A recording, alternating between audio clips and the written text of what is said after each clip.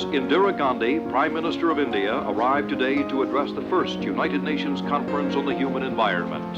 It is clear that the environmental crisis which is confronting the world will profoundly alter the future destiny of our planet.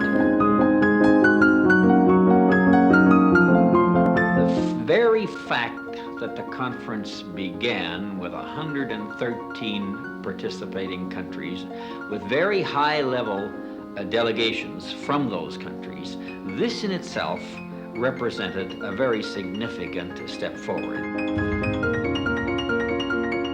We have to be extremely critical of the point of view that simply turning the old economic crank faster is going to somehow close the gap between the rich and the poor. We found in the environmental field that mutual self-interest is a very powerful incentive to enforcement.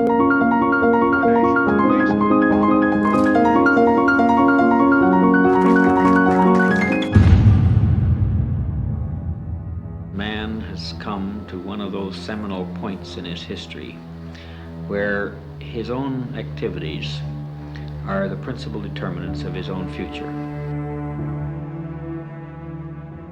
Famine, disease, poverty are inevitable only if we believe they are.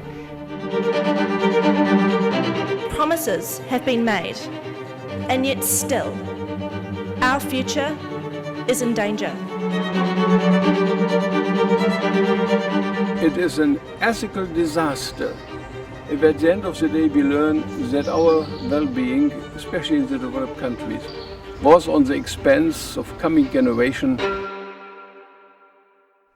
Even when the UN General Assembly decided to establish UNEP in 1972, there was a belief that environmental concerns are secondary to economic development. Today, few dispute that a healthy environment is necessary for poverty eradication, economic and social progress, and the successful post-2015 development agenda. Addressing the environmental sustainability challenge is not somehow an afterthought. It is not something that you can afford to defer in the name of development. Very often, development decisions have actually impoverished people because they have destroyed natural assets, ecosystems, access to natural resources. We now know that it is the environmental foundations that will enable us to talk about sustainable development and even economic development in the future.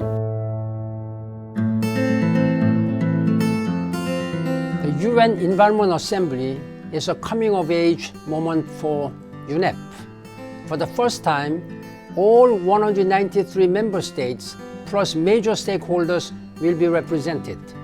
This gives a major boost to UNEP's mandate and the recognition that the environment is an equal and indispensable dimension of sustainable development. That means large, small nations are actually represented at the table and therefore have an ability to also shape the future of environmental governance and through that also the broader sustainable development agenda.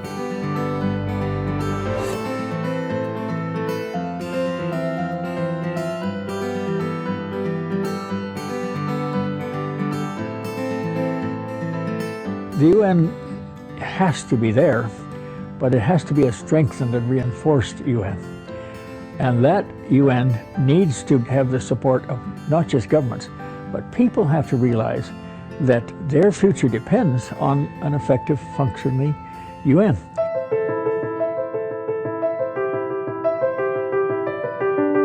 What the next 40 years will bring is depending on the dedication of the people.